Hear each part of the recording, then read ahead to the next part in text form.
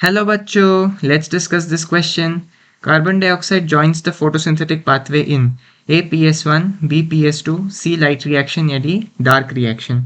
इस क्वेश्चन को सॉल्व करने का की कॉन्सेप्ट है आपकी फोटोसिंथेसिस के डिविजन्स को जानना।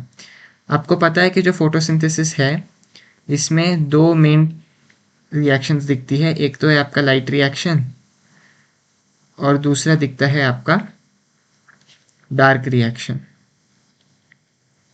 एक हुआ आपका लाइट रिएक्शन, दूसरा हुआ आपका डार्क रिएक्शन।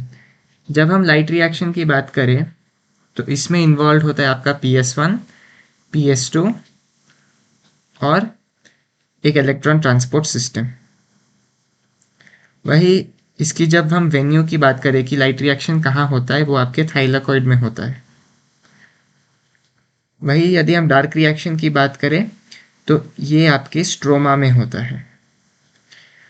और लाइट रिएक्शंस का जो फंक्शन है या फिर जो प्रोडक्ट्स है वो क्या है?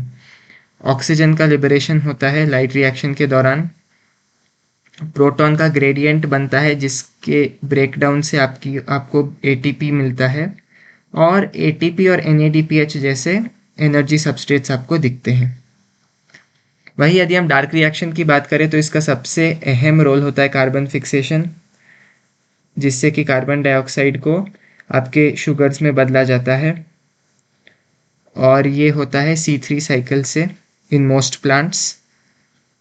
तो यदि हम देखें क्वेश्चन में हमसे पूछा गया कि कार्बन डाइऑक्साइड कब एंटर करता है फोटोसिंथेटिक पाथवेज में, तो हमने देखा कि फोटोसिंथेसिस के डार्क रिएक्शन में कार्बन फिक्सेशन होता है जहां कार्बन डाइऑक्साइड को शुगर्स में बदला जाता है।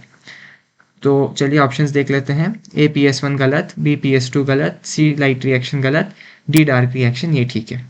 So the correct option to this question is option D dark reaction. Hope you understood it well. All the best.